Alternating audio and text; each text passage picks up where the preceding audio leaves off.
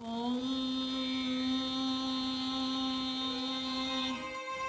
ॐ ॐ श्री साईनाथाय नमः। शुक्लांबरधरं विष्णुं शशिवर्णं चतुर्भुजं प्रसन्नवदनं ध्यायेत् सर्वविघ्नोपशान्तये।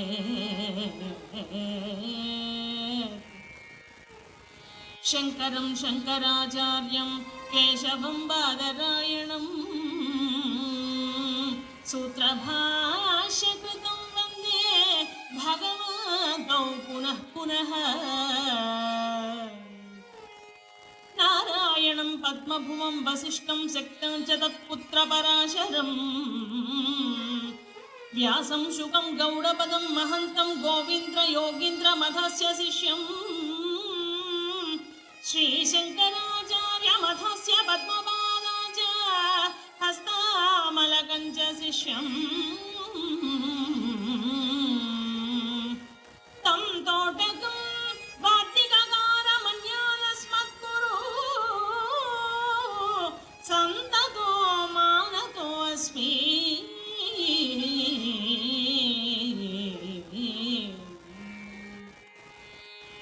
श्रीमत्पयोनिधि निकेतन चक्रपाणे भोगीन्द्र भोगमणिराजित पुण्यमूर्ते योगीश शाश्वत शरण्य भवाब्धिबोध लक्ष्मी नृसिंह मम देहि करावलम्बम्।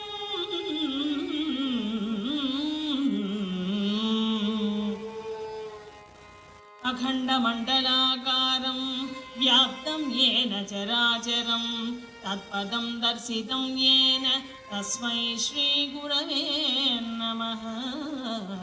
तस्मै श्रीगुरवे नमः। हैमवती तनय हैमवती तनय मां पालय हैमवती तनय मां पालय हैमवती तनय मां पालय हैमवती तनय मां पालय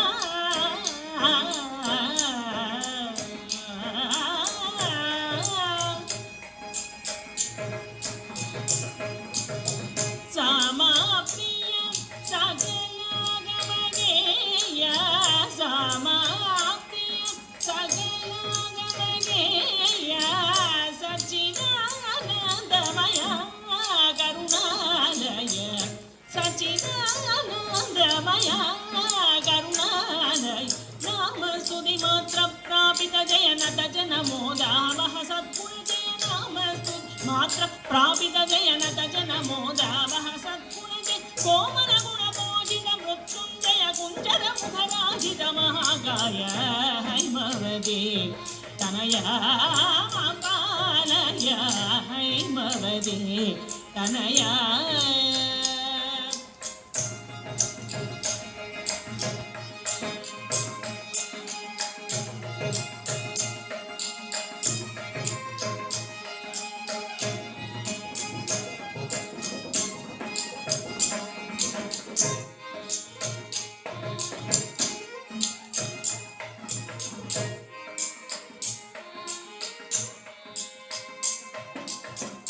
लंबोदर निगमागम पंडित लंबोदर निगमागम पंडित जांबूनद भूषण रुचि मंडित जांबूनद भूषण रुचि मंडित जंबूफल भक्षण परितोषित जंबूफल सकल स्तुति पात्र मधुर भाषित सकल स्तुति पात्र मधुर भाषित कंबुतुषार बधीर निंदीर कर्पूर सुधाकर सिताकार कंबुतुषार बधीर निंदीर కర్పూర సుధాగరసినాగ సాంబశివ ప్రమదస్పద చరిత్ర సర్వాంతరాయ లతికాల విద్ర హైమవదే తనయా పాలయ హైమవదే తనయా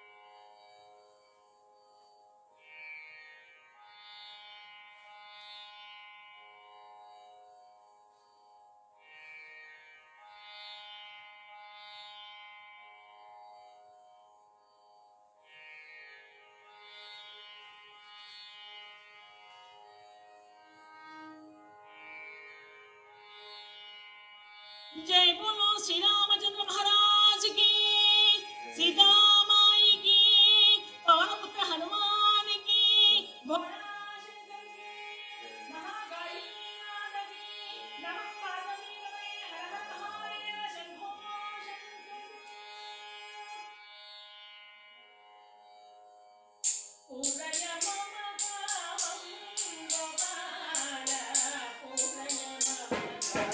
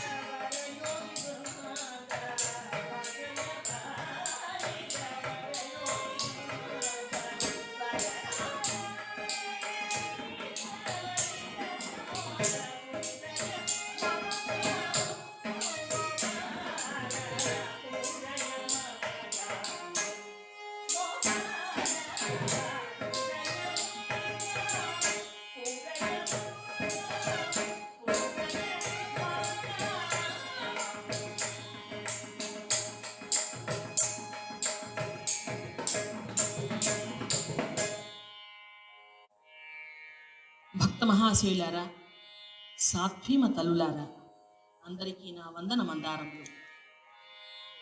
శ్రీరామ సమాజం కాకినాడ వారు ఎన్నో ఏళ్ల నుంచి ఎంతో అత్యద్భుతంగా గణపతి నవరాత్రులు భవ్యమైనటువంటి సంగీత కార్యక్రమాలు, హరికథా కార్యక్రమాలు ఏర్పాటు చేసి ఇప్పటిదాకా జరుపుతూ వచ్చారు. కానీ ఈ కరోనా మహమ్మారి కారణంగా ఈసారి అనుకున్న విధంగా చేయలేకపోతాయేమో అనే ఆ భయంలో ఉన్నా కూడా భగవంతుడు దారి చూపించినట్లుగా ఈ మాధ్యమంలో స్వామివారికి సంగీత హరికథా సేవ నిర్విరామంగా ప్రతి సంవత్సరం జరిగేటట్లుగా భగవంతుడు అనుగ్రహించినట్లుగా ఇది జరుగుతోంది. ఇదివరకు పరిమిత సంఖ్యలోనే మాత్రమే కార్యక్రమాన్ని చూడగలిగేవాళ్ళు.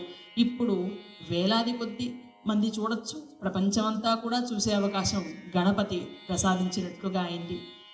ఇటువంటి అవకాశాన్ని నాకిచ్చినటువంటి శ్రీరామ సమాజం వారికి నా హృదయపూర్వక కృతజ్ఞతాభివందనాలు తెలియజేసుకుంటున్నాను.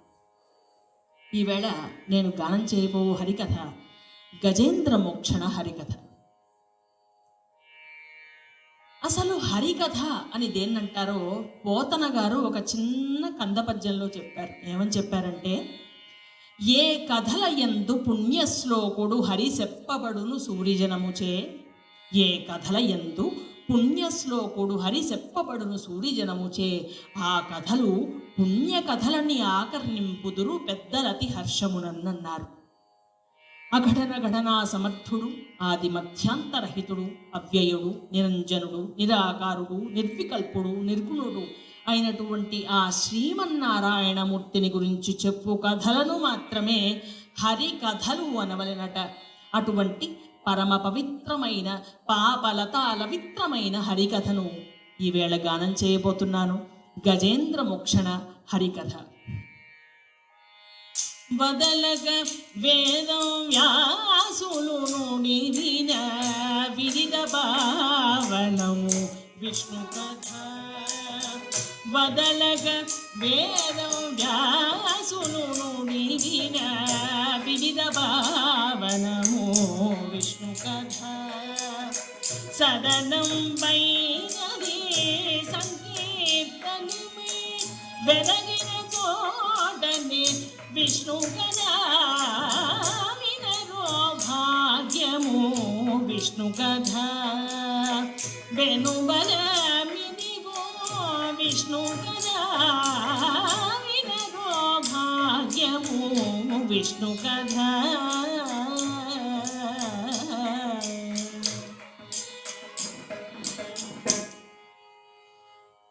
భగవద్భక్తికి తరుగని గని ఈ భారతావని.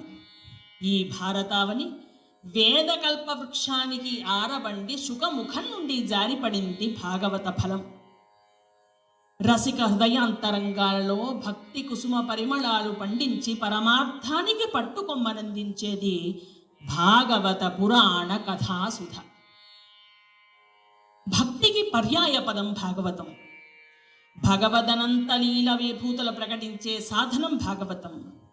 భక్త్యా భాగవతం జ్ఞేయం నవ్యుత్పత్త్యా నటీకయా అని భగవంతుని తెలుసుకొనుటకు భక్తి మాత్రమే సర్వాధికార మార్గం. భగవంతుడు భక్తి పాశ నిబద్ధుడు. భగవదవతారణ ప్రకటనం మధురాతి మధురం.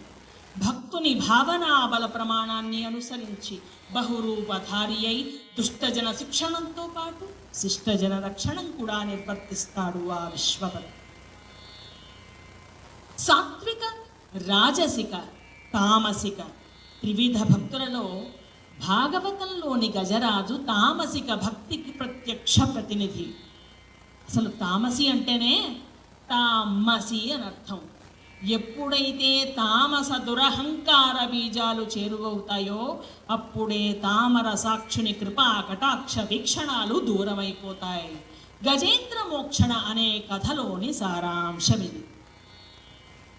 అనన్యాశ్చింతయంతో మాం ఏ జనాః పర్యుపాసతే తేషాం నిత్యాభియుక్తానాం యోగక్షేమం వహామ్యహం. అంటే అన్య చింతన లేకుండా నన్ను ఆరాధించే వారి యోగక్షేమాలను నేనే చూచెదను అన్న గీతాచార్యుని వాక్యం వృధా కాదు కదా. అందుకే గజరాజుకు మోక్షం కరతలామలకమైంది. పరీక్షిత్ జనవర్యుడు శుకముని నాథుని దోననీయ వినుని పరీక్షిత్ జనవర్యుడు శుకముని నాథుని దోననీయ అనగా గజపతి ప్రోచినాడు హరి అని చెప్పినది తెలియ అనగా గజపతి ప్రోచినాడు హరి అని చెప్పినది తెలియ నీరాటమునకు అనాటమునకు పోరాటం వెటు జరిగే నీరాటమునకు అనాటమునకు పోరాటం వెటు జరిగే ఘోరాటమిలో కుంజగోత్తమునగారాటం వెటు తొలగే ఘోరాటమిలో కుంజగోత్తమునగారాటం వెటు తొలగే పురుషోత్తము చేకూడి దయాగర పుణ్యమైన గాజ పురుషోత్తము చేకూడి దయాగర పుణ్యమైన గాజ పురహర సన్నివ ముందున చెప్పని పోదోను భవబాధ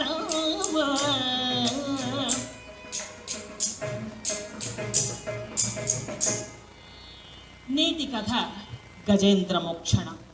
ఇది సహజ పాండిత్య బిరుదాంకిత బమ్మెర పోతనామాచ్యుల వారి భాగవతం నుంచి గ్రహించబడింది. ఈ కథను హరికథా పితామహులు శ్రీమదజ్జాడ ఆది భట్ల నారాయణదాసవర్యులు హరికథగా రచించారు. దీనిని నానేర్చుకొలది మీకు వచిస్తాను.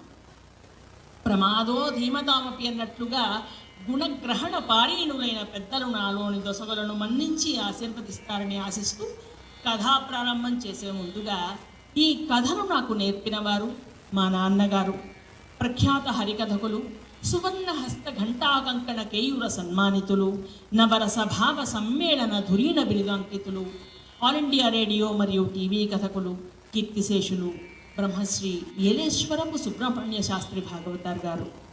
వారి ఆత్మకు శాంతిని చేకూర్చమని భగవంతుని ప్రార్థిస్తూ, అలాగే మా అమ్మగారైన సీతమ్మ గారి పాదపద్మములకు నా హృదయపూర్వక నమస్కారాలు తెలియజేసుకుంటున్నాను.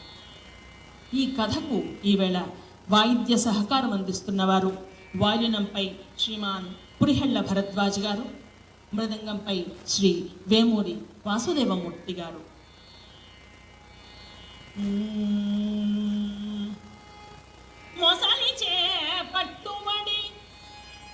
మొసలిచే పట్టుబడి నీట మునిగి ఉన్న గజమును సుదర్శనం పునగా చూశుడి మోహమున పట్టుబడి భవమున మునుగు మనలగూడా సుదర్శనముననెగా చూపు. పాపం విధి వక్రముగా ఉండడం చేత అక్రమంగా నక్రము చేత పట్టుబడి ఆవేదనతో అలమటించి ఆరాధించిన కరిని తన సుదర్శన చక్రంతో కాపాడిన శ్రీహరి సంసార సముద్రమునబడి మోహమును మొసలి చేత పట్టుబడి గతిగానక పరితపించు మనలను కూడా తన సుదర్శనము అనగా మంచిదైనటువంటి దర్శనము చేతనే రక్షిస్తాడు. అది నైమిషారణ్యం అందు పౌరాణిక శ్రేష్ఠుడు, గుణగరిష్ఠుడు, శిష్టులలో విశిష్టుడు, జ్ఞానప్రదాత, పౌరాణిక నేత అయిన సూత మహర్షి సకల మునిజన పరివేష్టితుడై రామాయణాది అనేక పురాణేతిహాసములను చెబుతూ భాగవత కథా కుతూహలురయ్యున్న మునులను గాంచి భక్త రక్షణ కథా నిధానమగు గజేంద్ర మోక్షణ కథా విధానమును యథాతథముగా శుకయోగేంద్రుడు పరీక్షన్ మహారాజుకు చెప్పిన విధంగా సూతుల వారు శౌనకాది మహర్షులందరికీ చెబుతున్నారు. పరీక్షన్ మహారాజు భక్తిగా శ్రద్ధగా కథాశ్రవణం చేయడానికి సిద్ధంగా ఉన్నాడు. రాజేంద్ర విను సుధారాశిలో ఒక పర్వతము,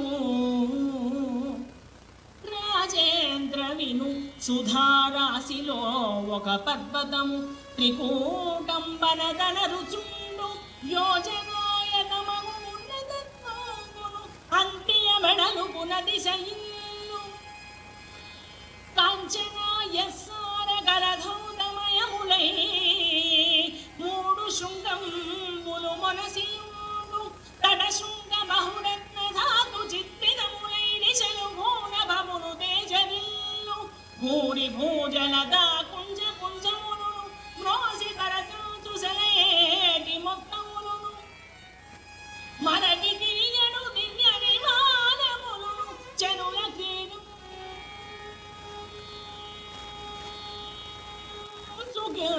జయము కలిగి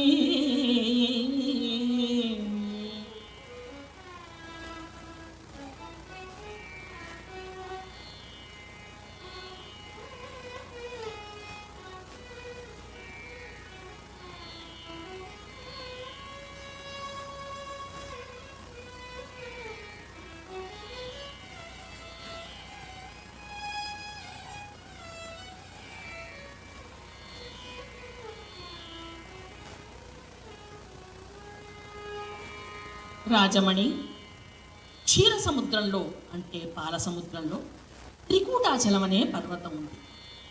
ఆ పర్వతం మిక్కిలి సుప్రసిద్ధమైంది. ఆ పర్వతానికి 3 శిఖరాలున్నాయి. అందుకనే దానికి త్రికూటాచలము అనే పేరు వచ్చింది. ఆ శిఖరాలు ఇనుము, వెండి, బంగారం మొదలగు వివిధ ధాతువుల చేత ప్రకాశిస్తూ ఇటు భూమికి అటు ఆకాశానికి కూడా అత్యంత శోభను ప్రసాదించింది ఆ పర్వతం. ఆ పర్వతం యొక్క ఎత్తు 10,000 యోజనాలు, వెడల్పు 10,000 యోజనాలు. యోజనం అంటే సుమారు 8 మైళ్ళు అన్నారు పెద్దలు. అంటే త్రికూటాచలపు ఎత్తు 80,000 మైళ్ళు, వెడల్పు 80,000 మైళ్ళు అన్నమాట. క్షీరాబ్ది మధ్యలోనున్న ఆ నగరాజు పాద పంకజ ప్రక్షాళన ప్రయత్నంలో సాగర తరంగమాలికలు అభంగముగా అతని పాదస్పర్శ చేస్తున్నాయి. ఆ కొండ చుట్టూ దట్టమైన అడవి ఉంది. ఆ అడవిని పోతనామాచ్యుల వారు ఎలా వర్ణించారో వినండి. అది మరియును మాతులుంగ లవంగ లుంగ చూత కేతకి భల్లాత కామ్రాతక సరళ పనస బదరి వకుళ వంచుల వట కుటజ కుంద కురబక కురంటక కోవిదార ఖర్జూర నారికేళ సింధువార చందన పిచుమంద మందార జంబూ జంబీర మాధవీ మధుముఖతాళ తక్కోలతమాల హింతాల రసాల సాల ప్రియాళు బిల్వామలక ప్రముఖ కదంబ కరవీర కపిత్థ కాంచన కందరాళ శిరీష శింసుప అశోక పలాశ నాగ పున్నాగ చంపక శతపత్ర మరువక మల్లికామ తల్లికా ప్రముఖ నిరంతర వసంత సమయ సౌభాగ్య సంపరంకురిత పల్లవిత కోరహిత కుసుమిత ఫలిత లలిత విటప విటపి వీరుణ్ణివహారం కృతంబును మణివాలుకానేక విమల పులిన తరంగిణి సంగత విచిత్ర విద్రుమలతా మహోద్యాన శుక పిక నికర నిశిత సమంచిత చుంచూపుట నిర్దళిత శాఖి శాఖాంతరి పరిపక్వ ప్రవర్షిత రసప్రవాహ బహుళంబును కనకమయ శల్య కాసార కాంచన కూర కల్హార కమల పరిమిళిత కవళాహార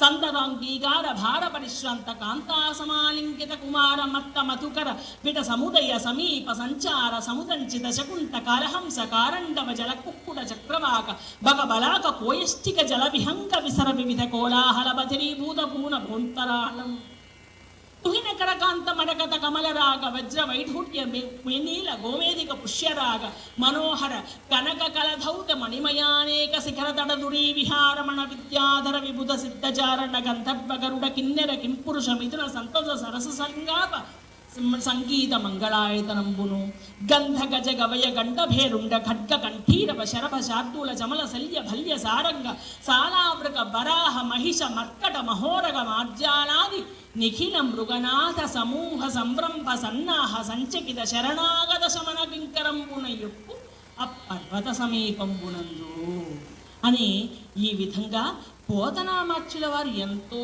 అద్భుతంగా అరణ్యాన్ని వర్ణించారు. అలాగే యథార్థ రామాయణంలో కూడా అజ్జాడ ఆదిభట్ల నారాయణదాసు గారు విశేషమైన ఉపమానాలతో అరణ్యాన్ని చాలా అద్భుతంగా వర్ణించారు. పూర్వకాలంలో ఇలా అరణ్యాలు ఉండేవి కాబట్టి సకాలానికి వర్షాలు కురిసేవి, హాయిగా ఉండేవాళ్ళం. ఇప్పుడు సకాలం లేదు, ఏ కాలం లేదు, ఎప్పుడు చూసినా వర్షాలు పడుతూ ఉంటాయి. సమయం వేళాపడా లేకుండా ఎండలు విపరీతంగా కాస్తూ ఉంటాయి. జై బలో శ్రీరామచంద్ర మహారాజ్కి. ఆ అరణ్యంలో ఏ అరణ్యం అండి? ఆ త్రికూటాచలం మీద ఉన్న అరణ్యంలో ఎన్నో రకములైనటువంటి వృక్షాలున్నాయి, ఇంకెన్నో రకములైన పక్షులు ఉన్నాయి, మరెన్నో రకములైనటువంటి జంతువులు కూడా ఉన్నాయి. ఎన్నో రకములైన జంతువులు ఉన్నప్పుడు ఏనుగులు కూడా ఉంటాయిగా. ఎన్ని ఏనుగులు ఉన్నాయంటే అసంఖ్యాకంగా ఉన్నాయి ఏనుగులు.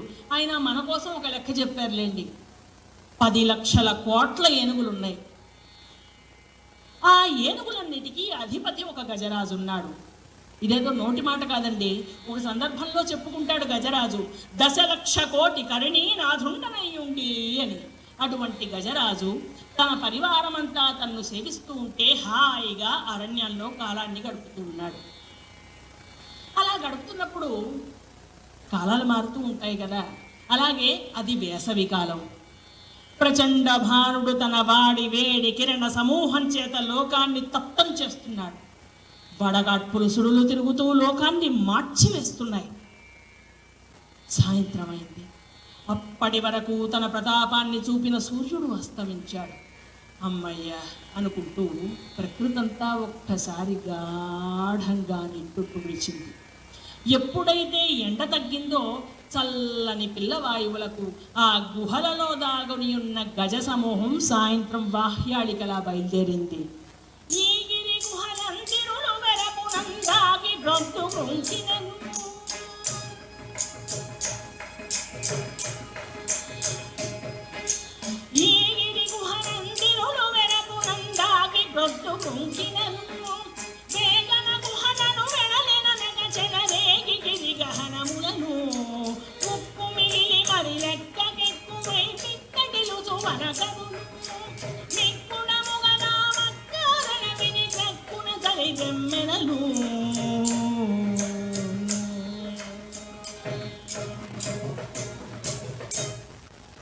ఆ గుహల నుండి గజ సమూహం బయలుదేరి వస్తూ ఉంటే ఎలా ఉందంటే, పగలంతా సూర్యుని కాంతి పుంజములకు జంకి ఎక్కడో మారుమూల దాగిన చీకటులు మరల దశలాక్రమిస్తున్నాయా అన్నట్లుంది. పరీక్షిత్ మహారాజా, గిరి గంధరము నుండి వస్తున్న ఆ గజ సమూహం గురించి విను నాయన. కొండ బెడలేరా కొండ బెడలేరా తాండములును రాజా, కొండ బెడలేరా తాండములును రాజా, కొండ బెడలేరా.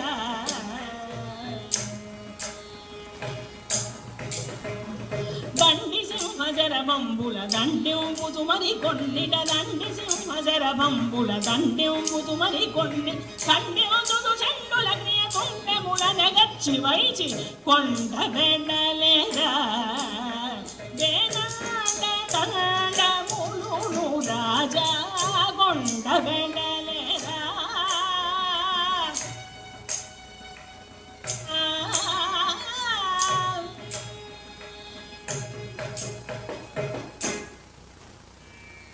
ముందు గజరాజు, వెనకాల ఏనుగులన్నీ కూడా ఉత్కంఠ తొండాలను ఒప్పుకుంటూ ఉత్సాహంగా వస్తున్నాయి.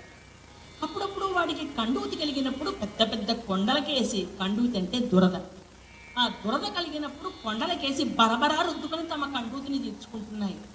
వాటి దురద పోయిందో లేదో కానీ కొండలు మాత్రం అదరి పిండైపోతున్నాయి. ఇక ఏనుగుల గుంపులు అలా నల్లని కాటుక కొండలలాగా కదిలి వస్తూ ఉంటే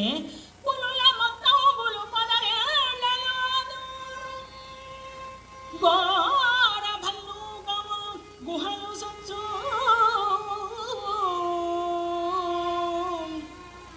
పులులన్నీ భయపడి పొదరిళ్లలో దూరి తమ ప్రాణాలు కాపాడుకుంటున్నాయి. చూశారా మహాశైలారా, పులులు జన్మతః క్రూర జంతువులు, ప్రాణాలు తీయటం వాటికి వెన్నతో పెట్టిన విద్య.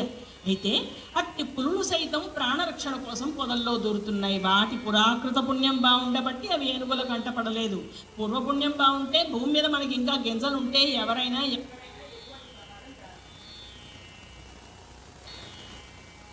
వనే రణే శత్రు జల అగ్ని మధ్యే మహార్ణవే పర్వతమస్తకేవా సుప్తం ప్రమత్తం విషమస్థితం వా రక్షంతి పుణ్యాని పురాకృతాని అన్నారు. అడవిలోనైనా, యుద్ధంలోనైనా, శత్రు మధ్యంలో ఉన్నా, జల మధ్యంలో ఉన్నా, కార్చిచ్చు లోపల ఉన్నా, సముద్ర మధ్యంలో ఉన్నా, ఎక్కడ ఉన్నా, నిద్రలో ఉన్నా, విషమావస్థలో ఉన్నా, అజాగ్రత్తగా ఉన్నా, వాళ్ళ పురాకృత పుణ్యం బాగుంటే ఎవరైనా ఎక్కడైనా సురక్షితంగానే ఉంటారు. ఇది మానవులకే పరిమితం కాదు, సర్వప్రాణులకు కూడా అంతే. అలా వాటి పురాకృత పుణ్యం బాగుండబట్టి ఏనుగులు కంటపడకుండా పులులన్నీ పారిపోయాయి. ఇక భల్లూకములు అనగా ఎలుగు బంట్లు ఉల్లములు జల్లుమన పరుగు తీస్తూ కొండ గుహల్లో దూరి నిక్కి నిక్కి చూస్తున్నాయి. లేళ్ల గుంపులు చెంగు చెంగుమని కంగారుగా గంతులు వేస్తూ ఏనుగుల గుంపు దూరంగా పారిపోతున్నాయి. కుందేళ్లు మొదలగు అల్ప జంతువులు నేల బొరియల్లో దూరి నిక్కి నిక్కి చూస్తున్నాయి. మద దున్నల గుంపులు ఉంటాయి కదా, అవి నీళ్ల మడుగుల్లో ఉండి కన్నులు ఇంతనింతలుగా చేసి చూస్తున్నాయి. కోతులు ఎత్తైన గండశిళ్లపైకి ప్రాగి కిచకిచమంటే ఏమి ప్రమాదమునని సహజమైన చపలత్వమును కూడా మాని నిశ్శబ్దంగా కూర్చొని వస్తున్న ఏనుగుల గుంపును చూస్తున్నాయి. కోతి ఎలాంటిదో మానవుని మనస్సు కూడా అలాంటిదే అని అన్నారు పెద్దలు. ఇక ఘోర విషాగ్ని జ్వాలలతో ప్రాణులను నిలువునా చంపే పాములు పడగలెత్తి వస్తున్న ఏనుగుల గుంపును చూచి పడగల దుంచి హడావిడి పడుతూ జరజర పాకుతూ పుట్టల్లో దూరాయి. ఏనుగుల మదధారులను గ్రోళ్ల తుమ్మెదలు జుమ్ జుమ్ జుమ్ జుమ్ అని సంగీతం పాడుతున్నాయి. ఇక ఆ ఏనుగుల గుంపు యొక్క వన విహారం అవిచ్ఛిన్నంగా సాగిపోతోంది. అడ్డం వచ్చిన చిన్న చిన్న జంతువులన్నిటినీ శిక్షిస్తున్నాయి. చిన్న చిన్న చెట్లనన్నీ పడవేస్తున్నాయి. కొమ్మలను రెమ్మలను విరిచి పోగులు పెడుతున్నాయి. పండ్లను కాయలను త్రుంచిపోస్తున్నాయి. చిన్న చిన్న మడుగుల్లో దిగి వాటిలో ఉన్న నీటిని నెత్తిన పోసుకుంటున్నాయి. వాటిని కలుషితం చేస్తూ వేస్తున్నాయి. పాపం జంతువులన్నీ కూడా తమకు అనువైన విధంగా తప్పుకొని ప్రాణాలు కాపాడుకుంటున్నాయి. అలా సంతోషంగా వెళుతున్న గజరాజు మదించి ఉన్నది. ఆ గజరాజు వెళుతున్న గజరాజు దారి తప్పి మరొక మార్గాన్ని పట్టింది. 1,00,00,000 మంది భార్యలతో దారి తప్పి మరొక మార్గాన్ని పట్టింది. ఎప్పుడు దారి తప్పుతారు అంటే వినాశకాలం సమీపించినప్పుడు అని సమాధానం. ననిర్మితో వైన చతుష్టపూర్వో నశ్రూయతే హేమమయం కురంగః తథాపి తృష్ణా రఘునందనస్య వినాశకాలే విపరీత బుద్ధి అని బంగారు లేడిని అంతవరకెవరూ సృష్టించినట్లు కానీ చూచినట్లు కానీ కనీసం విననైనా లేదు. అయినను శ్రీరామచంద్రుని వంటి మహామహుడు కూడా దాని యందు ఆశగా అలవాడయ్యాడు కదా. దీన్నే కర్మ బాగుండకపోవడం అని కూడా అంటారు. శేతే సహసయానేన గచ్చంతమనుగచ్చతి శేతే సహసయానేన గచ్చంతమనుగచ్చతి నరాణం ప్రాక్తనం కర్మ ఫలం దత్వా నివర్తతే. మానవులు పడుకుంటే కర్మలు కూడా వాళ్ళతో పాటే పడుకుంటాయట. లేచి కూర్చుంటే అవి కూర్చుంటాయట, నుంచుంటే అవి నుంచుంటాయట, నడిస్తే అవి నడుస్తాయట. ఇలా కర్మలు మానవుణ్ణి వెంబడించి ఫలములనిచ్చి తొలగిపోతాయన్నారు పెద్దలు. అలా పాపం ఆ కర్మ సరిపోక అది చేసుకున్న పాపమేమో దారి తప్పి మరొక మార్గాన పట్టింది గజరాజు. ఈ గతి అరణ్యమీనిన విధమున నాగంబులు తనుచూండు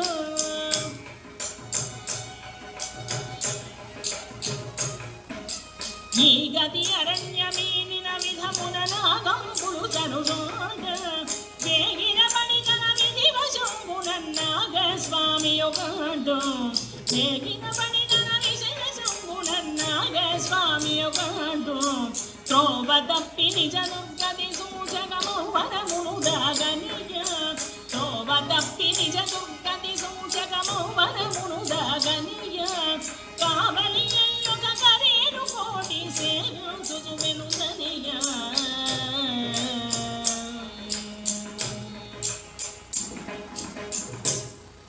దారి తప్పి మరొక మార్గాన్ని బట్టి వెళుతోంది గజరాజు. వెళుతున్నా కూడా ఎక్కడైనా కొంతమంది సుఖంగానే ఉంటారు. ఎలా అనేది తెలియదు కానీ ఆ గజరాజును చూస్తే ఆ విషయం అర్థమవుతుంది. పల్వలంబుల లేత పచ్చిక మచ్చిక చెలుల కందిచ్చు నచ్చికములేక నివురు జంపముల క్రొబ్బలయు పూగమ్మల ప్రాణవల్ల ఫలకు పాడు పెట్టు ఘనదాన శీతల కన్నతాళంబుల దైతల చెమడార్చు తనుపుల రసి. ఆ గజరాజు తన ప్రియురాండ్రతో కలిసి హాయిగా విహరిస్తోంది. మెత్త మెత్తని పూల కొమ్మలను విరచి ముందుగా తాను తినకుండా తన భార్యల నోటికి అందిస్తోంది. తన తొండంతో వాటి మెడల్ని మురుతూ తనకు వాటి పట్ల ఉన్న అనురాగాన్ని తెలియజేస్తోంది. పెద్ద పెద్ద తన చేటల్లాంటి చెవులతో అరణ్యమంతా తిరిగి అలసిన తన అర్థంగులకు విసనకర్రవలి విసురుతూ మార్గాయాసాన్ని తొలగిస్తుంది. అలా కామిని మోహపాశబద్ధుడై సుదూర దూర దూర దూర దూర దూర తీరాలకు చేరిన కరిరాజుకు దాహబాధ ఎక్కువైంది. దాహం వేస్తోంది విపరీతంగా. ఎక్కడైనా కొంచెం నీళ్లు దొరికితే బాగుండు అనుకుంటూ ఉంటే ఇంతలో కమల సుగంధాలు వీచాయి కనుచూపు దూరంలో.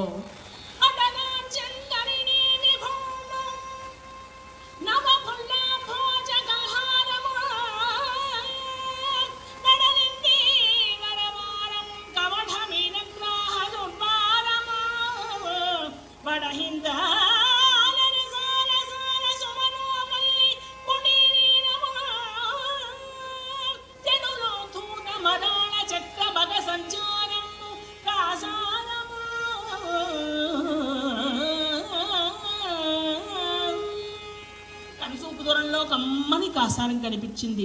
కమల సుగంధాలు వీస్తున్నాయి. అక్కడ నిర్మలమైన స్ఫటికంలాగా ప్రకాశిస్తున్న నీరు దాహపీడితులకు నోరుస్తోంది.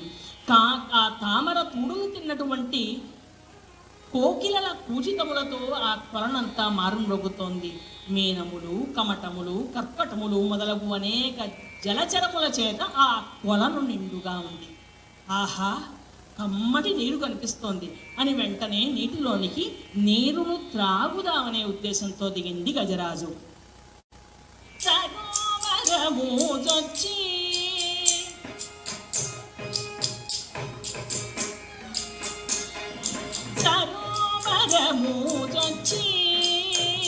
మదగరి ప్రభుడు వచ్చి,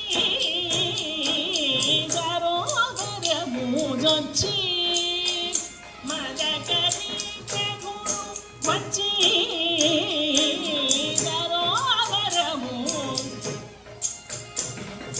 గరాగరి గని జగరి నువ్వులు సతరముగా నీరుగా నిలగవీల్చి, సరోవరము జొచ్చి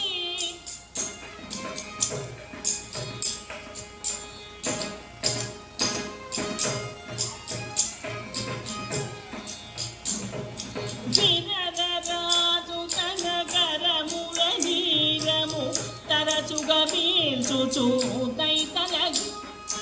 విరదరాజు తన కరముల నీరము తరచుగా పీల్చుచు దైతలగు.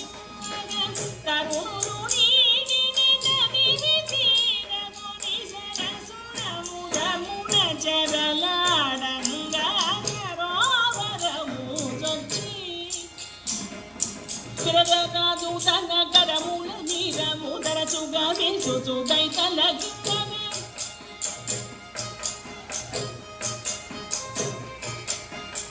విరదరాజు తన కరముల నీరము తరచుగా పీల్చుచు దైతలగు. తరుణులు నీటిని నదిని తీరగొని సరసురముదమున చెరలాడంగా, సరోవరము జొచ్చి మదగరి ప్రభుడు వచ్చి, సరోవరము జొచ్చి కొండంబుల పూరించుచు గండంబుల చల్లుకొనుచు గడగడరములు మెండుకొన పలుద కడుపులు నిండా వేదండ కోటి నేనున్నాగా.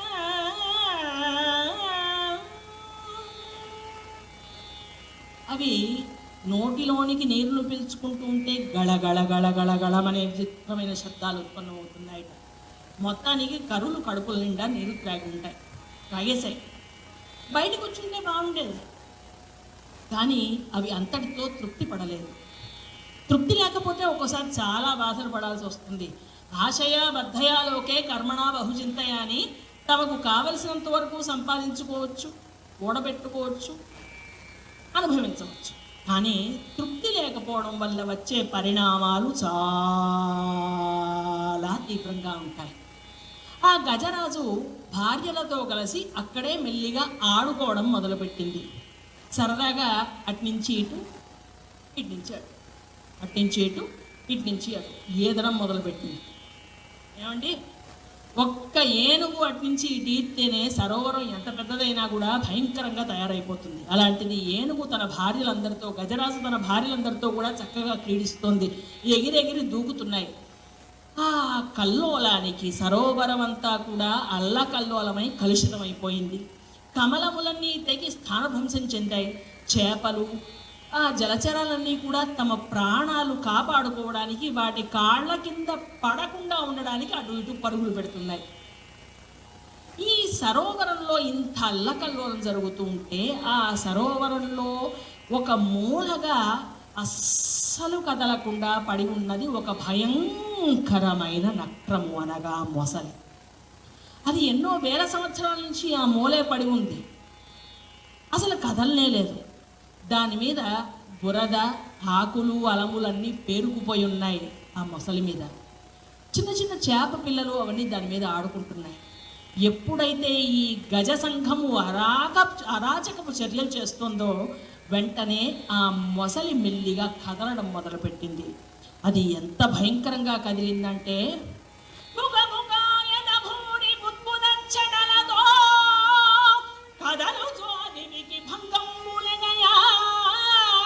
భువన భయంకర భూత్కార నవమున ఘోర మిత్రగ్రాహ కోటి బెగణ బాల విక్షేమ దుర్బాల జంఝానిలవశమున ఘుమ ఘుమావర్తమడరా కల్లోల జాల సంఘట్టనంబులదటి తరుల మూలంబులై ధరణిగూల సరసిలో నుండి పొడగని సంభ్రమించి ఉదరి కుప్పించి లంఘించి హూకరించి భాను గమనించి పట్టు స్వర్భాను బగిని ఒక్క మగనేంద్రుడి భరోసు నొడిసి బట్టే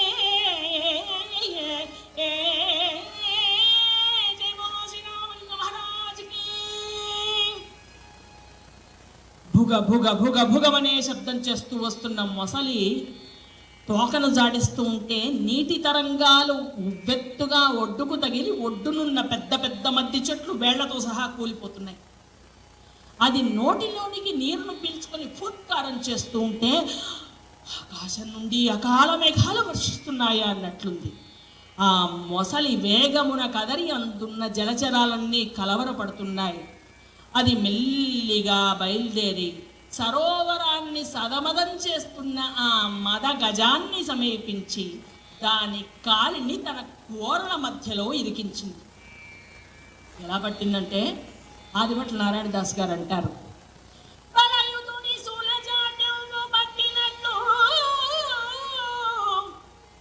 ఉత్తముని దుష్టగామిని ఒడిసినట్లు జానవంతుని నిద్దురమోనినట్లు సమర గజమును మొసలి పచాచి పట్టే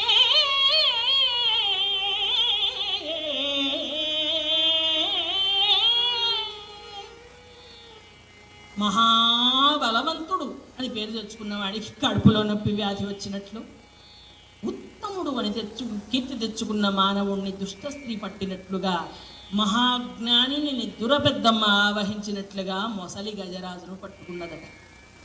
మొసలి యొక్క కరాళ దంష్ట్రలు కాళ్ళల్లో ఖస్సుమని దిగబడిపోయాయి. చువ్వున రక్తం చిమ్మి నీటిలో కలిసిపోతోంది. కానీ ఏనుక్కది పెద్ద బాధ క్రిందకు రాదు. ఏదో సామాన్య జలచరం పట్టుకున్నదని భావించిన గజరాజు అహంకారంతో కాలొక్కసారి అలా విదిలించింది. గట్టిగా కొట్టచ్చు, ఏం పర్వాలేదు, గట్టిగా విదిలించింది. ఆ విదలింపుకు మొసలి అల్లంత దొరలో పడిపోయింది. కానీ గోడకు కొట్టిన బంతి ఏ విధంగా వెనక్కి వస్తుందో అదే వేగంతో వెనక్కి వచ్చి మరల ఆ ఏనుగు యొక్క కాలు పట్టుకుంది. ఈ లోపలే తన బలానికి తానే మురిసిపోయింది గజరాజు. కానీ వెంటనే వచ్చి ఆ మొసలి గట్టిగా పట్టుకుని తన తోకతో ఒక్కసారి ఏనుగు తొండం మీద ఒక్క వేటు వేసింది. అబ్బా, తొండం చిదురైపోయినంత బాధ కలిగింది. ఏనుగుకి చాలా కోపం వచ్చింది. ఈసారి తన దంతాలతో ఒక్క పోటు పొడిచింది ఆ మొసలి యొక్క వీపు మీద. అబ్బా, వెన్ను విరిగిపోయింది అనుకుంది మొసలి. కానీ పట్టు మాత్రం వదలలేదు. శూల జాత్యంపు పట్టినట్లు చాలా భయంకరంగా పట్టుకుంది. ఎలా పట్టుకుందంటే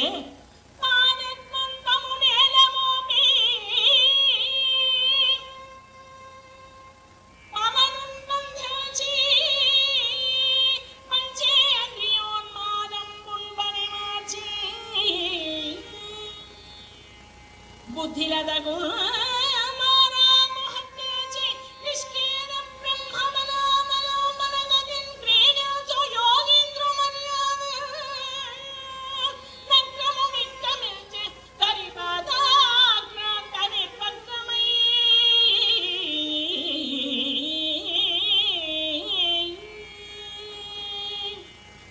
హఠయోగులను ఉంటారు.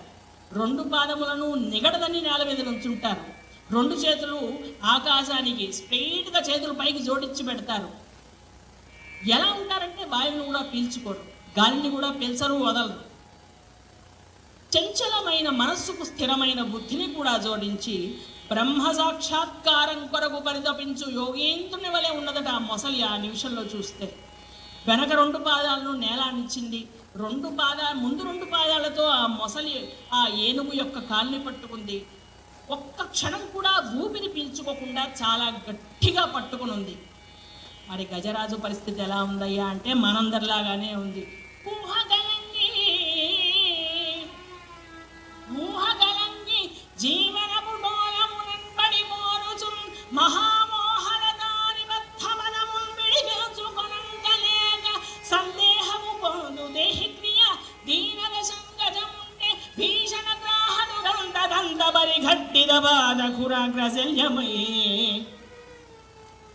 సంసార మోహవాగురుల చిక్కుకున్న జీవి గతిగానక పరితపించినట్లుగా ఆ మొసలి యొక్క పట్టు తప్పించుకోలేని మత్తేభం మహావేదనతో కుంగిపోయింది. భయంకరమైన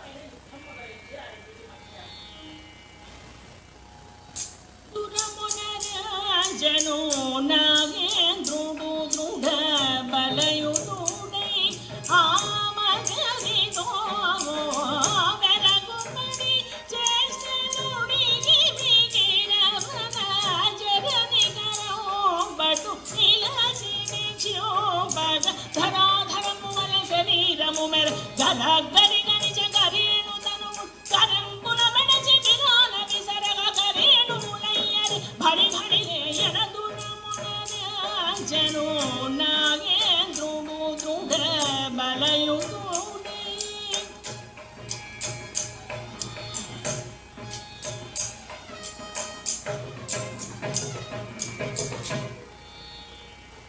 ఒకదాన్ని ఒకటి జయించాలని పట్టుదలతో పెనుగులాడుతున్నాయి. ఏనుగు బయటికి లాగినప్పుడు వనచరాలన్నీ సంతోషంతో గంతులేస్తున్నాయి. ఆ లోపలికి మొసలి లాగుతూ ఉంటే జలచరాలన్నీ సంతోషంతో గంతులు వేస్తున్నాయి. ఒకదాన్ని ఒకటి జయించాలని పట్టుదలతో పెనుగులాడుతున్నాయి. 2 కొండలు ఢీకొంటే ఎలా ఉంటుందో అలా ఉన్నదట వాటి పోరాటం. ఇక్కడ పోతన గారు అన్ని హ్రస్వాక్షరాలతో అంటే దీర్ఘములు పొల్లులు లేకుండా వ్రాసిన కందపద్యం ఎంత హృదయంగా ఉంటుందో వినండి. కర్రి దిగుచు మకర్రి సరసికి కర్రి దరికి మకర్రి దిగుచు గర్ర కర్రి బెరయన్ కర్రికి మకర్రి మకర్రికి కర్రి భర్ర మన్నుచును అతల కుతల భటుల దరి పడన్ అని ఆ పోరాటం ఏదైతే ఉందో దాన్ని చాలా అత్యద్భుతంగా వర్ణించారు పోతనామార్చుల వారు. అలా పోరాటం సాగిస్తూ ఉన్నాయి. సాగుతోంది సాగుతోంది సాగుతోంది ఉన్నట్టుండి మొసలి వదిలిపెట్టేసి వెళ్ళిపోయింది గజరాజుని. అబ్బా ఇది వదిలేసింది అని 2 అడుగులు వేసిందో లేదో మళ్ళీ వచ్చి పట్టుకుంది. ఇలా వదిలిపెట్టడం లేదు. దాన్ని ఆ మొసలి ఏం చేస్తోందంటే ఏనుగుని క్రూరంగా గోళ్లతో రక్కుతోంది, చీలుస్తోంది, రక్తమంతా పీలుస్తోంది, ఎన్నో విధాలుగా హింసలు పెడుతూ ఉంది. ఏనుగుకి పాపం బలం లేదా? ఏం మొసలిని చంపలేదా అంటే మొసలి నీళ్ళల్లో ఉన్నప్పుడు ఏనుగు కూడా దాంతో గెలవలేదు. అదే మొసలి నీటిని వదిలి బయటకు వచ్చింది అనుకోండి, దాన్ని పోయి కుక్క కూడా చంపేస్తుంది. కారణం ఏమిటంటే స్థాన బలిమి కాని ధన బలిమి కాదయా విశ్వరాభిరామ వినురదేమ. జీవనం అనగా నీరు, జీవనమే మొసలికి జీవనాధారణమైన కారణం చేత దాని బలపరాక్రమాలు రోజు రోజుకి పెరిగిపోతున్నాయి. పాపం ఏనుగుకి మనకులాగానే కొంచెం బుక్కెడు మంచినీళ్ళు తాగితే సరిపోతుంది. అలాంటిది ఆ మంచినీళ్ళు ఆహారంగా తీసుకుని అందులో ఉండి ఆ ఏనుగు ఎలాగూ గెలవలేదు. దానివల్ల దాని శౌర్య ప్రభ రోజు రోజుకి తగ్గిపోతూ వచ్చింది. కొన్నాళ్లకి ఓపికంతా కూడా నశించిపోయింది. మరి ఇంతమంది భార్యలు వచ్చారు కదండి, వాళ్ళందరూ ఏం చేస్తున్నారంటే వాళ్ళందరూ కూడా ఒడ్డు మీద నుంచుని ఏడుస్తున్నారు. కనుల వినంటన శ్రువులు పెను కల్వలైగార గణగణ నొడలు ఒడకుచుండ మానాధు రక్షించు మానాధయనుచు దైవమునకు మొక్కెడు గది మొగ్గి తిల్లి. మానాథ, ఓ లక్ష్మీనాథ, మా స్వామిని కాపాడు తండ్రి అని ఏడుస్తున్నట్లుగా దీనంగా అక్కడ కూర్చుని ఉన్నాయి. పాపం తాము సరస్సు ఒడ్డునే ఉంటూ కూడా గుక్కెడు మంచిని కూడా తాకుండా అలా ఏడుస్తూ కూర్చున్నాయి అని పరీక్షణ్ మహారాజుకు చెబుతుంటే పరీక్షణ్ మహారాజు కళ్ళమ్మడి నీళ్ళు వచ్చాయి. అయ్యయ్యో పాపం అలా ఉంటే అని కళ్ళ కత్తుకుని తర్వాత ఏమైంది స్వామి అంటే, పెద్దలు చెబుతారు, భక్త కబీర్ అంటాడు, దుఃఖమే సుమిరణ సబ్ కరే సుఖమే కరేన కోయ్, జో సుఖమే సుమిరణ కరే తో దుఃఖ కాహే కో హోయ్ అంటాడు. ఎప్పుడైతే ఈ ఏనుగును పట్టుకుందో దానికి బలం ఎందుకు పనికి రాకుండు అని అర్థం చేసుకుందో అప్పుడు దానికి భగవంతుడు గుర్తొచ్చాడు. ఎప్పుడు భగవంతుడు గుర్తొస్తాడంటే మనం పూర్వజన్మలో ఏదైనా పుణ్యం చేసుకుని ఉంటేనే భగవంతుడు గుర్తొస్తాడు, ఆపత్ సమయాల్లో ముఖ్యంగా. అప్పుడు మాత్రమే భగవంతుడిని గుర్తు చేసుకుందాం, భగవంతుడికి నమస్కరిద్దాం, భగవంతుడి నామాన్ని అందాం, భగవంతుడికి ఇంకేదో వ్రతమో పూజ చేసుకుందాం అనిపిస్తుంది. అలాగా దానికి పూర్వజన్మలో పుణ్యం ఏదైనా చేసి ఉంటే ఆ లబ్ధమైనటువంటి ఆ ఫల ప్రసార విశేషణం చేత గుర్తు వచ్చింది. వెంటనే అనుకుంది, అయినా నా కర్మ కాకపోతే హాయిగా 10 లక్షల కోట్ల ఏనుగులు సేవిస్తూ ఉంటే గంధపు చెట్ల కింద కమ్మని సుగంధమిళితమైన వాయువులు పిలుస్తూ హాయిగా ఉండక నా కర్మగాలి ఇక్కడికి ఎందుకు వచ్చాను? సరే వచ్చాను పో, దారి తప్పి మరొక మార్గాన్ని ఎందుకు పట్టాను? పోనీ పట్టాను పో, నాకెందుకు దాహం కలగాలి? సరే దాహం వేసింది పో, నీళ్లు కనిపించాయి, ఈ దిక్కుమాల సరస్సు నాకే కనిపించాలా? పోనీ ఈ సరస్సు కనిపించింది, నీళ్లు తాగి నా దారిన పోక ఈ సరస్సులో కాసేపు ఆడుకుందామనే దురుద్దేశం నాకు ఎందుకు కలిగింది? ఇదంతా చూస్తే నాకేదో దుర్యోగం కొరకే దీనికి వచ్చినట్టుగా అనిపిస్తుంది అని బాధపడుతుంది. ఈ మొసలి కూడా సామాన్యమైంది కాదు. ఎన్నో వేల సంవత్సరాల నుంచి శాపవశాత్తు హూహు అనే గంధర్వుడు ఆ సరస్సులో పడి ఉన్నాడు. ఎప్పుడు ఈ మొసలి వస్తే పట్టుకుందామా అని ఆలోచిస్తూ వెయిట్ చేస్తూ ఉందన్నమాట ఆ మొసలి. హరులగిరులను రూముసేయు కరిమగరికి చిక్కెన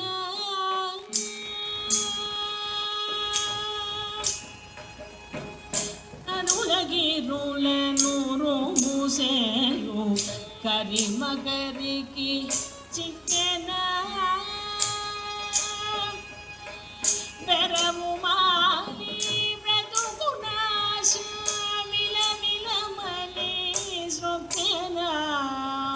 హరులగిరుల నూరు మూసేయు కరిమగరికి చిక్కెన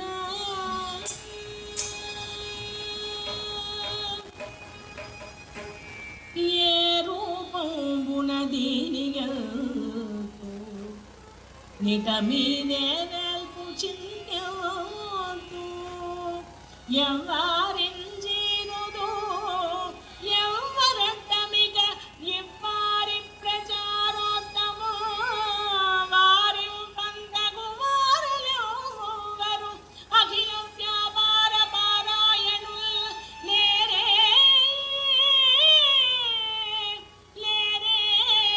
మొక్కెన దిక్కుమాలిన మొరాలివ్వన్ ప్రపుణ్యాత్మకుల్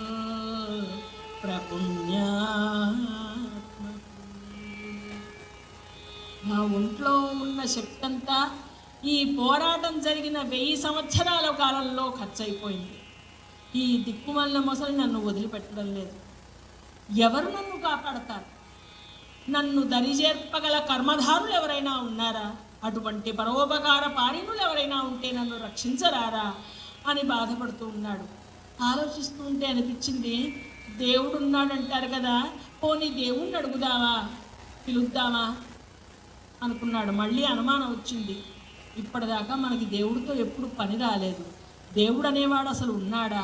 ఉంటే ఎక్కడ ఉంటాడు? ఆయనకి మనం పిలిపిస్తే వినిపిస్తుందా? వినిపించినా ఆయన వచ్చి రక్షిస్తాడా? ఏమో తెలియడం లేదు. సరే, ఎక్కడున్నాడో తెలియదు. ఆ భగవంతుని ప్రార్థిస్తున్నాడు గజరాజు. చేతన చేతన జగన్నికేతన చేతన చేతన జగన్నికేతన వేదానంద ఘన బాహిమ పావన సనాతన చేతన अचेतना जगन्निकेतन भूत जनन भरण हरण धारण भुवनावन निपुण दीन भक्तवराधीन चेतन अचेतना जगन्निकेतन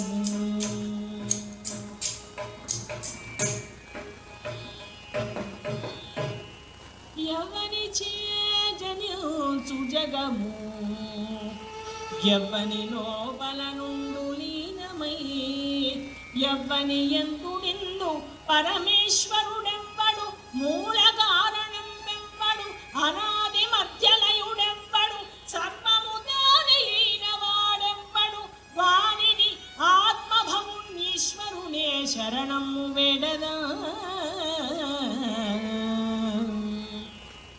ఎవరి వల్లనైతే ఈ చరాచర జగత్తు సృష్టింపబడిందో ఎవరైతే ఈ జగత్తును సృష్టించి పెంచి పోషించి లయింపజేయుచున్నాడో అటువంటి పరమేశ్వరునికి నా నమస్కారం చెందాలి అని ప్రార్థిస్తున్నాడు గజరాజు. చాలామందికి అనుమానం వస్తుంది, అసలు భగవంతుడు అనేవాడు ఉన్నాడా? పోనీ వాడు ఉన్నాడనుకోండి, ఆ భగవంతుడు మరి స్త్రీయా, పురుషుడా, లేక నపుంసకుడా అని ప్రశ్నలు వస్తూ ఉంటాయి. భగవంతుని గురించి ఏ ప్రశ్న వచ్చినా కూడా ఖచ్చితంగా భాగవతం మాత్రమే దానికి సమాధానం చెబుతుంది. హిరణ్యకశిపుడు అడుగుతాడు, ఏడిరా హరి, ఎక్కడున్నాడురా హరి అంటే, ఇందుగలడు అందులేడని సందేహము వలదు, ఇందుగలడు అందులేడని సందేహము వలదు, చక్రి సర్వోపగతుండు ఎందెందు వెదకి చూసిన అందందే గలడు దానవాగ్రని వింటే అంటాడు. తండ్రి, చూచే కళ్ళు మనకుండాలి కానీ భగవంతుడు లేని చోటంటూ లేదు. వెతికి చూడని వాడిది దోషం. భగవంతుడు మొత్తం ఉన్నాడు, ఎక్కడైనా ఉన్నాడు, అణు అణువులో నిండి నివీకృతమై ఉన్నాడు భగవంతుడు. అలా ఉన్నటువంటి భగవంతుని గురించి తేట తెలుగు పద్యాల్లో చెబుతున్నారు పోతనామార్చుల వారు. ఎక్కడున్నాడు భగవంతుడు అంటే భాగవతంలో అంటారు, లోకంబులు లోకేశులు లోకస్థులు తెగిన తునిని, లోకంబులు లోకేశులు లోకస్థులు తెగిన తునిని, అలోకంబగు పెంచి గడి గవ్వల ఎప్పండే కంకృతి వెలంగునతడినే సేవ. ఈ సమస్త లోకాలు బ్రహ్మ విష్ణు మహేశ్వరులు ఇవన్నీ దాటి వెళ్ళిపోయిన తర్వాత అనంతమైనటువంటి చీకటి వస్తుంది. ఆ చీకటి అవతల ఎవరైతే జ్యోతి రూపంలో వెలుగుతూ ఉన్నాడో అటువంటి పరమాత్మను ప్రార్థిస్తున్నాడు గజరాజు. కాసేపటికి అనుమానం వచ్చింది, చుట్టూ చూస్తున్నాడు. ఇందాక నుంచి ప్రార్థిస్తున్నాను, భగవంతుడు ఎక్కడి నుంచి రావట్లేదేమిటి అని ఆలోచిస్తున్నాడు. అసలు ఉన్నాడా లేడా అనే అనుమానం వచ్చింది. రాగానే గుండెలో రాయి పడింది. ఎవడో వస్తాడు ఏదో చేస్తాడని ఎదురు చూసేటప్పుడు వాడు రాడేమో అనుకున్నప్పుడు ఎలాంటి అనుభూతి కలుగుతుందో అలాంటి అనుభూతి కలిగింది. ఆలోచించాడు. తెల్లవారేసరికి అసలు భగవంతుడే లేకపోతే తెల్లవారేటప్పటికి పుష్పాలకు రంగులు ఎవరు వేస్తున్నారు? సమయానికి సూర్యుడు ఎలా వస్తున్నాడు, ఎలా అస్తమిస్తున్నాడు?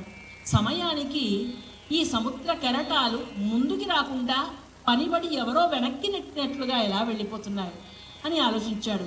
సరే, చెట్టు ముందా విత్తు ముందా అని ప్రశ్న వేసుకున్నాడు. ఎంతసేపటికి సమాధానం తేల్లా.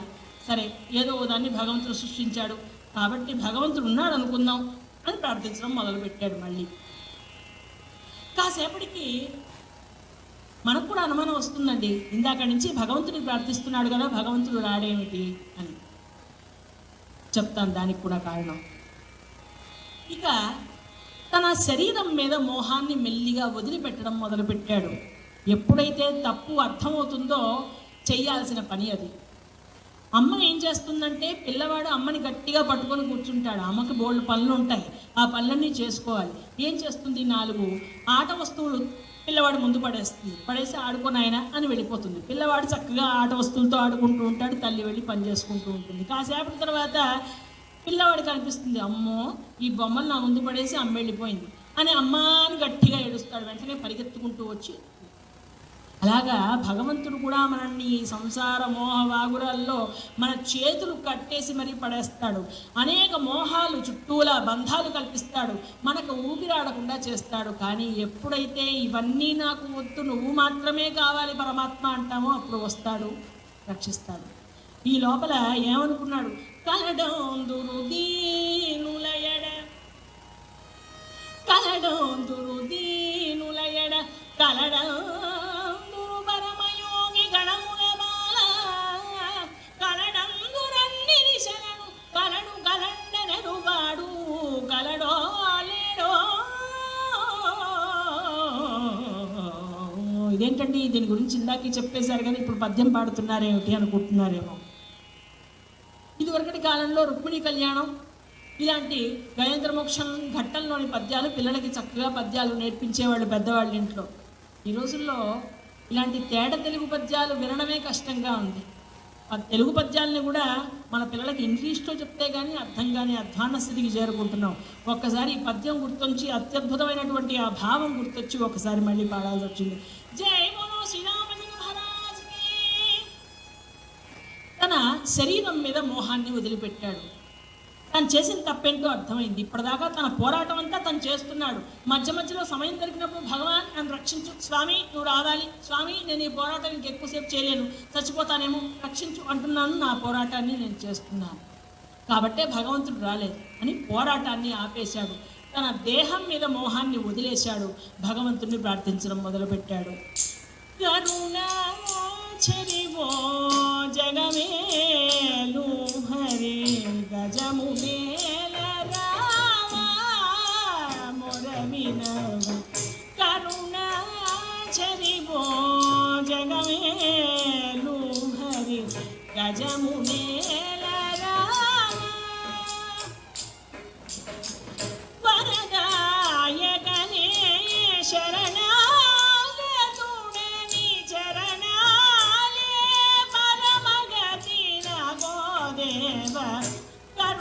కరుణాజరివో జగమేలు హరి గజము నేలరా, పరమాత్ముడవని భక్తులగని విని పరమాత్మానమ్మితి కోరితి వేడితి, పరమా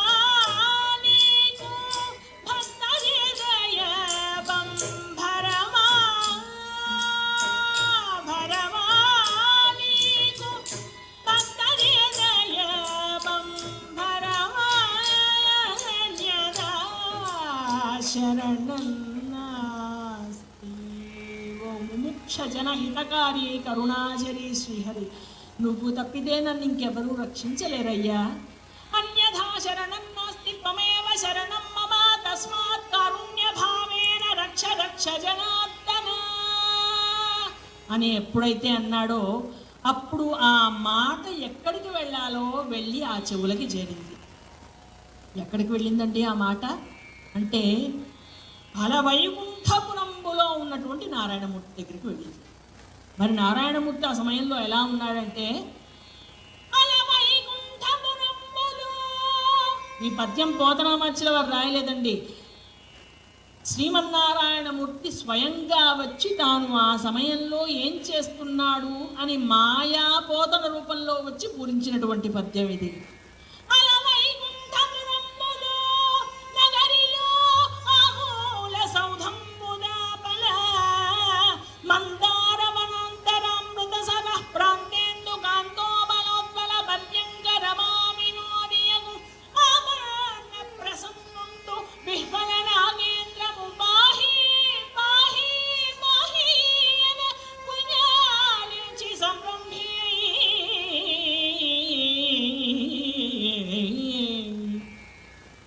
ఎక్కడో ఉన్నదట వైకుంఠపురం. ఆ వైకుంఠపురంలో ఒక మూలగా ఉన్నదట ఒక గొప్ప సౌధం. ఆ సౌధంలో మందారవనం ఉందిట ఒక మూలగా. ఆ మందారవనంలో స్వచ్ఛమైనటువంటి ఒక నీటితో నిండినటువంటి సరస్సు ఉన్నది, చిన్నది. దాని పక్కన పాలరాతి తిన్నె పైన ఉత్పలములతో రచించినటువంటి ఒక పాన్పు పైన కూర్చొని అర్థాంగలక్ష్మి అయిన లక్ష్మీదేవితో కూర్చొని సరదాగా పాచికలాడుతున్నాడు జగన్నాటక సూత్రధారి. ఇంతలో స్వామికి అలవాటు, అమ్మవారికి ఇంకా అలవాటు. ఆడు కోపం వచ్చింది, నేనేదో చిన్న చీటింగ్ చేశాడు. ఆడు కోపం వచ్చి చట్టుకుని లేచి వెళ్ళిపోతుంది. వెళ్ళిపోతుంటే అలా గాలికి ఎగిరినటువంటి ఆ పౌటను అలా పట్టుకున్నాడు. ఇంతలో వినిపించింది, అన్యథా శరణం నాస్తి త్వమేవ శరణం మమ తస్మాత్ కారుణ్య భావేన రక్ష రక్ష జనార్దన. ససంభ్రమంగా లేచాడు ఆ ప్రపన్నావన దీక్షా కంకణధారి. ఒక్కుదుటున లేచి చేతిలో ఉన్నటువంటి ఆ లక్ష్మీదేవి యొక్క పమిడి కొంగును కూడా మర్చిపోయాడు.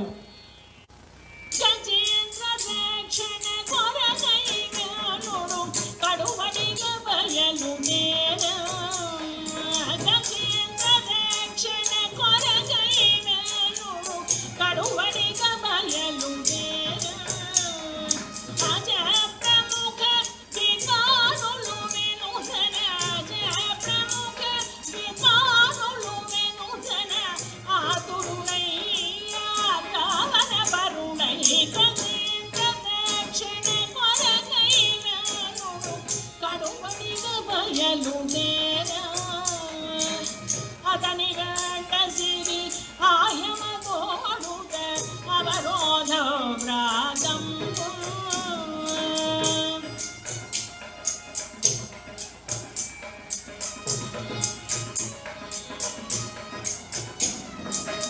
చతురుండం పక్షీంద్రుడు వినుధన చతురుండం పక్షీంద్రుడు వినుధన శంఖశార్క చక్రాయుధములతో వీణపట్టి నారదము నిన్నుడు వేడుక తోడనటివ వీణపట్టి నారదము నిన్నుడు వేడుక తోడనటివ ఆరబెట్టినడు వైకుంఠమునందా బాల గోపాలము వెనుజన గజేంద్ర దక్షిణ కొరగైన కడువడిగా బయలు నేరా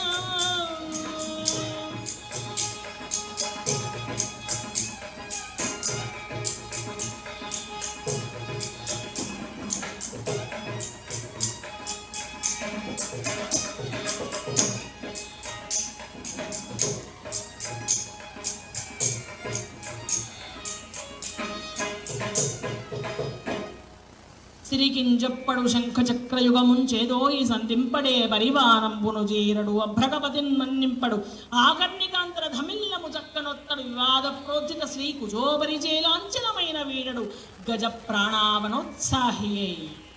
ఎప్పుడు ఎక్కడికి వెళ్ళినా అమ్మకి చెప్పకుండా వెళ్ళడు అనే విషయం అర్థమవుతుంది. సిరికింజప్పడు శంఖచక్ర ఎప్పుడైనా సరే ఎవరైనా రక్షించాలంటే ఆయుధాలు ఉండాలి, వేగంగా వెళ్ళాలంటే గరుత్మంతుడు ఉండాలి, సైనాధిపతి అయినటువంటి విశ్వక్సేనుడు ఉండాలి. వీళ్ళందరినీ వదిలేసి ఆయన ఆ కనీసం మొహం మీద ఇలా పడుతున్నటువంటి ఆ జుట్టు కూడా వెనక్కి అనుకోకుండా వెళ్ళిపోతున్నాడు ఆయన.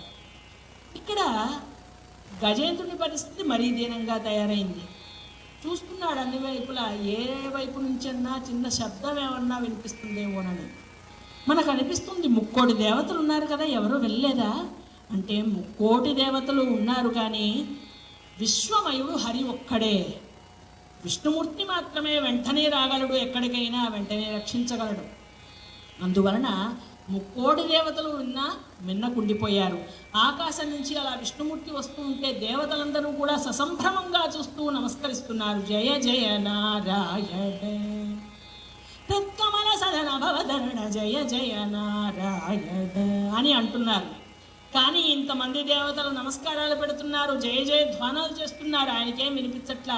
ప్రపంచంలో అతి ముఖ్యంగా ఒక్కటి మాత్రమే ఆయనకు కనిపిస్తోంది, అది ఆ ఏనుగు. ఆ గజరాజు మాత్రమే ప్రపంచంలో ఆయనకు ముఖ్యంగా ఉంది.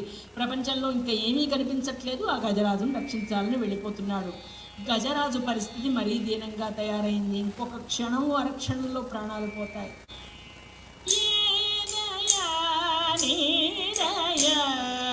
మధురమే క్షణము ఎన్నాళ్ళకో ప్రభు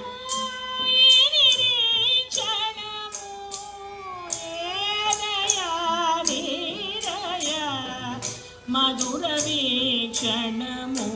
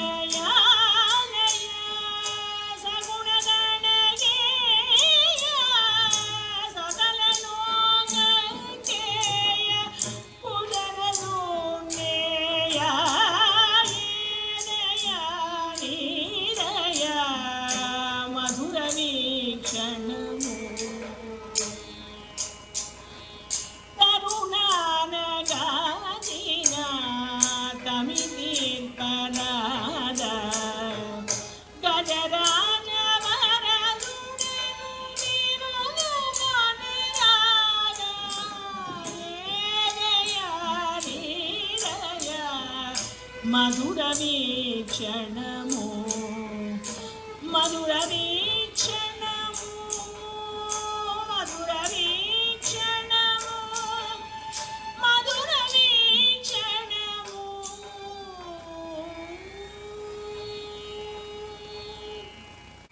లాభక్యోదయు లేదు ధైర్యము విలోలంబయ్యే ప్రాణంబులు మూర్ఛవచ్చే కరుణస శమోబయ్యడే నీనే తప్పైత పరం పెరుగ మన్యం పందగుండీను రావే ఈశ్వర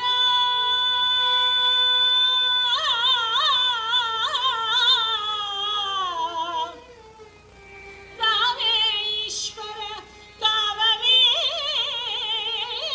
వరద సంరక్షించు భద్రాత్మక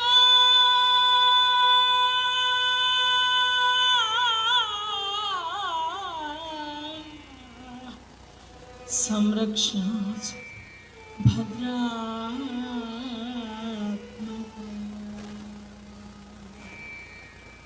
అనేటప్పటికీ ఎదురుకుండా కోటి జన్మల పుణ్యం పూంజీభూతమైనట్లుగా ఎదురుకుండా వచ్చాడు నారాయణమూర్తి. కనిపించాడు. తన కన్నులు పవిత్రమైనాయనుకున్నాడు. ఒక్కసారి సభక్తికంగా చుట్టూ చూశాడు. ఏమన్నా ఉందేమో స్వామి వచ్చాడని. తనకు ఓపిక ఉన్నప్పుడు బాగా తొక్కేసినటువంటి ఒక తామర కాడ మాత్రమే కనిపించింది. ఆ తామర కాడను తీసుకున్నాడు. సభక్తికంగా ఆయన పాదాల మీద పెట్టాడు. తన భక్తుడి యొక్క ఆ దీన స్థితిని చూసి విష్ణుమూర్తికి ఒక్కసారి కళ్ళల్లో గిర్ర నీళ్లు తిరిగాయి. చూశాడు ఒక్కసారి ఆ మొసలిని. కరుణాసింధుడు శౌరి మారి జనము కన్యోపగామౌమే సత్వనినాగంపిత భూమి చక్రము మహోద్యత్తి స్ఫులింగక్షణావరి భూతాంబర శుక్రము బ్రహ్మాండ భాండక్షణాంతర నిక్రోటము పాలిదాంత సురాచ చక్రము జగ్రము. ఒక్కసారి మూలభంతరాలు దద్దరిల్లేలా శబ్దం చేస్తూ ఆ సుదర్శన చక్రాన్ని వదిలేటప్పటికీ ఆ చక్రం ఆ నీటిలోనికి ప్రవేశించి ఏనుగు యొక్క రక్తాన్ని పీల్చి పీల్చి పీల్చి పీల్చి తెగబలిసినటువంటి ఆ మొసలి యొక్క కంఠాన్ని తుంచివేసింది. జై బోలో శ్రీరామచంద్ర మహారాజుకి జయ అనొచ్చు మీ ఇద్దరైనా. అయితే ఒక్కసారి ఆ విష్ణుమూర్తి మహావిష్ణువు ఒక్కసారి ఆ ఏనుగు మీద ఇలా అనేటప్పటికీ దానికి పూర్వవైభవం అంతా కూడా వచ్చేసింది. ఆ మొసలి శరీరంలో నుంచి గంధర్వుడు హూ హూ అనేవాడు లేచి ఆ విష్ణుమూర్తి చుట్టూలా భగవంతుడి చుట్టూలా ఒకసారి 3 ప్రదక్షిణలు చేసి తన లోకానికి తాను వెళ్ళిపోయాడు. ఈ ఏనుగు కూడా సామాన్యమైనది కాదు.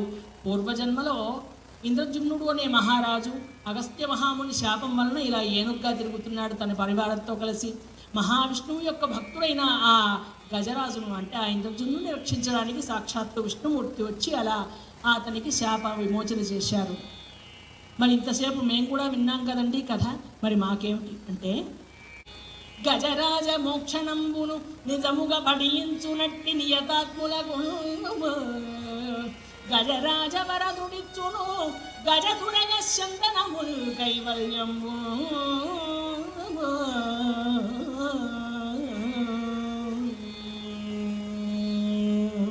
ఇంతవరకు భక్తిగా కథాశ్రవణం చేసిన మిమ్మల్ని అందరినీ ఆ గణపతి ఆ మహావిష్ణువు ఆయురారోగ్య ఐశ్వర్యాలు ధనకనక వస్తు వాహనాలను ఇచ్చి కాపాడమని ఆ స్వామిని ప్రార్థిస్తూ వాయునమ్మైన శ్రీమాన్ పురిహేళ్ల భరద్వాజ్ గారు, మృదంగంపై శ్రీ వేమూరి వాసుదేవమూర్తి గారు సహకరించిన ఈ హరికథను కథాగానం చేయమని అడిగినటువంటి శ్రీరామ సమాజం కాకినాడ వారికి కూడా నా హృదయపూర్వక కృతజ్ఞతాభివందనాలు తెలియజేసుకుంటూ ఈ వేళకి మీ దగ్గర సెలవు తీసుకుంటోంది శ్రీమతి ఏలేశ్వరపు విజయవల్లి భాగవతారిణి శ్రీమతి విజయవల్లి భరద్వాజ్.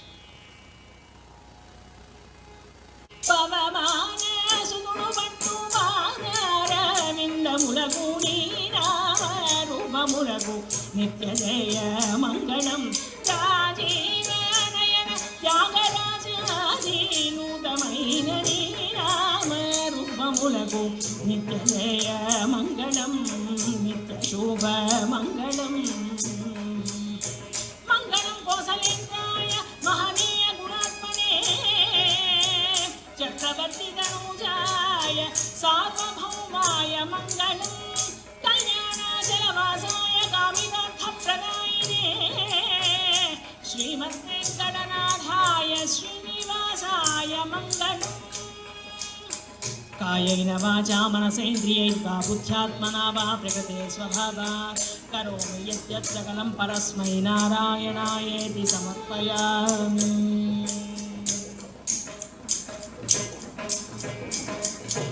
ఓం శాంతి శాంతి శాంతి.